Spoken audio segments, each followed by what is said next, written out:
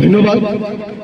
হোজাই জিলা শিক্ষা বিভাগৰ নিৰ্দেশনা জাতীয় একাডেমীৰ পৰা আমি মোৰাৰজী উচ্চতৰ মাধ্যমিক বিদ্যালয়লৈকে আমি ৰোড সেফটি এৱাৰনেছ প্ৰগ্ৰাম আয়োজন কৰিছোঁ।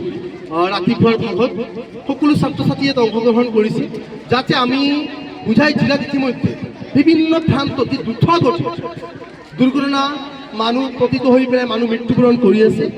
সমান্তৰালকৈ ছাত্ৰ ছাত্ৰীৰ ক্ষেত্ৰতো এনেকুৱা বহুতো ধৰণৰ অসুবিধাৰ সন্মুখীন হৈ আছে।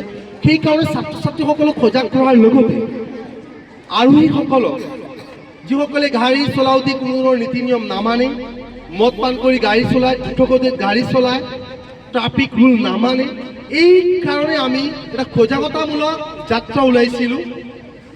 আৰু এই যাত্ৰাত অংশগ্ৰহণ কৰিছে জাতীয় একাডেমীৰ সকলো ছাত্ৰ ছাত্ৰীয়ে। আৰু তাত দেখাই দিয়া হৈছিলে যে ট্ৰাফিক ৰুলসমূহ কেনেকৈ মানিব লাগে।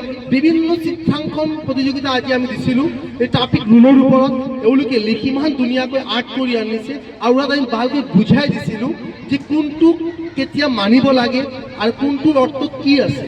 এই চিন যিবিলাক আছে বা যিবিলাক চেম্পলছ আছে এইবিলাকৰ অৰ্থটো কি, সেইকাৰণে আমি ছাত্ৰ ছাত্ৰীক আজি ভালকৈ এই আমাৰ ৰেলী দিয়াৰ পিছত আমি ছাত্ৰ ছাত্ৰীসকলক বুজাই দিছোঁ। আৰু আমি আশা কৰিছোঁ আমাৰ ছাত্ৰ ছাত্ৰীৰ লগতে এই সমাজ ব্যৱস্থাত প্ৰতিখন বিদ্যালয়ৰ শিক্ষা অনুষ্ঠান ছাত্ৰ ছাত্ৰীৰ লগতে প্ৰতিজন গাড়ী চালকে যাতে ট্ৰাফিক ৰুল বা যান বাহন পৰিবহণৰ যি নীতি নিয়ম সকলো মানি চলে, তাৰ কাৰণে আমি এই ৰেলীটো আমি আগবঢ়াইছিলোঁ।